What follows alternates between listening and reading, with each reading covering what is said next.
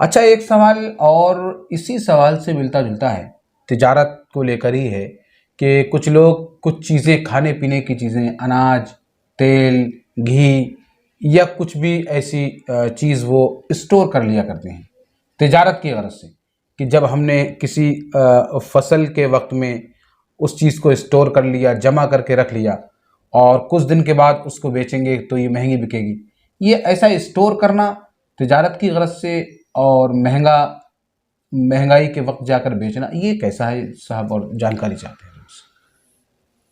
اس کی بھی دو حیثیتیں ہو جائیں گی اگر آپ غور کریں۔ ایک تو یہ ہے کہ ایک عام تاجر، ایک دکاندار یا کوئی بھی ایک عام شخص کسی چیز کو جب اسے سستی سمجھ میں آ رہی ہے کہ اس وقت اس کی قیمت کم ہے، وہ لے کر رکھ لے، اس نیت سے کہ جب قیمت اس کی بڑھ جائے گی، اس کی قیمتوں میں اضافہ ہوگا، اس وقت میں یہ چیز بیچ لوں گا۔ عام طور سے لوگ چیز خرید کر رکھتے ہیں اس وقت جب وہ سستی ہوتی ہے، اور مہنگی ہونے کے بعد اس کو بیچتے ہیں تاکہ ہمیں کچھ فائدہ ملے۔ لیکن اس کا ایک دوسرا پہلو اور ایک دوسری صورت جو ہوتی ہے وہ خطرناک ہے۔ وہ یہ کہ وہ جو بڑے لوگ ہیں جن کے پاس اتنا ہے کہ وہ اگر کسی شہر میں چاہیں تو شہر کی ساری چیز، کسی بھی جنس کا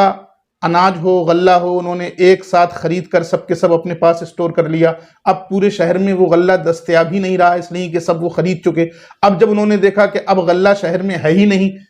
اور اس غلے کے لیے لوگ مجبور ہیں اس لیے کہ اس غلے کے بغیر زندگی گزر ہی نہیں سکتی، اب وہ اس پر پھر بے وجہ اتنی قیمتیں بڑھا دیں کہ لوگوں کی برداشت سے باہر ہوں۔ یہ صورت،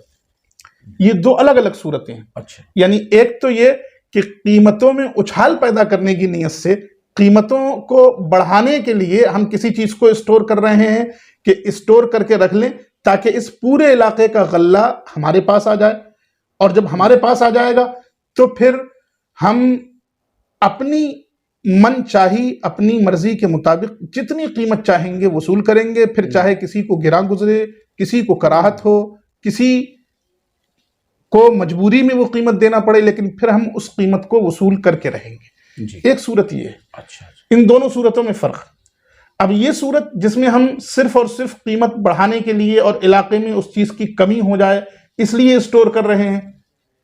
یہ صورت کبھی بھی جائز نہیں ہو سکتی۔ اس کی وجہ یہ کہ اس میں ہم جان بوجھ کر قصداً خلق خدا کو پریشان کر رہے ہیں، انہیں